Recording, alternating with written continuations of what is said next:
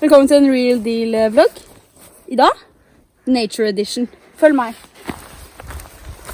Vi befinner oss i Kragerø. Nei, jeg vet ikke feil, men følg meg. Vi befinner oss i Kragerø som vi skauer. Vi er her på dagstur med overnatting. Vi finner koronafri. Coronavirus! Du vet egentlig ikke helt hvor vi er akkurat nå. Vi befinner oss i Kragerø. Følg oss!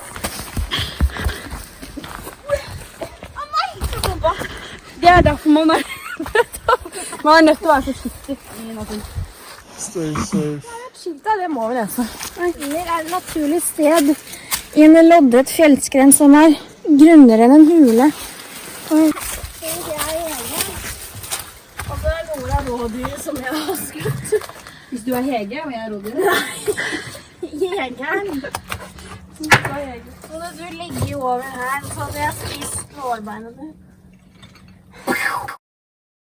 Jeg var et rådyr hvis du skulle late som du var rådyret. Det er bedre å bli jakta enn å jakte på andre. Hvis jeg tar ut en stein, tror du raser Det er jo dyr, det er møll. Er det noe? Ja, det er en puppe. Kom til det. Ja, en puppa.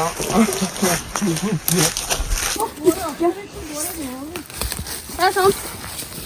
Det er like mange oppoverbakker i verden som mange nedoverbakker.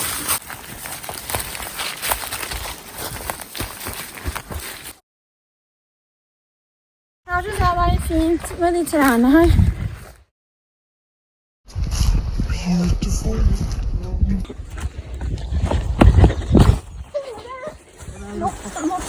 Not industrial. Nå er jeg på vei hjem. Planen vår nå er å stoppe et sted og kjøpe is.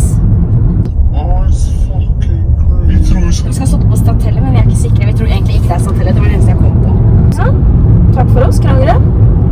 Veien hjem er skikkelig kjedelig å kjøre. Men det går smooth når man har to gode venner i bilen. En Real Deal-vlogg. Nature Edition.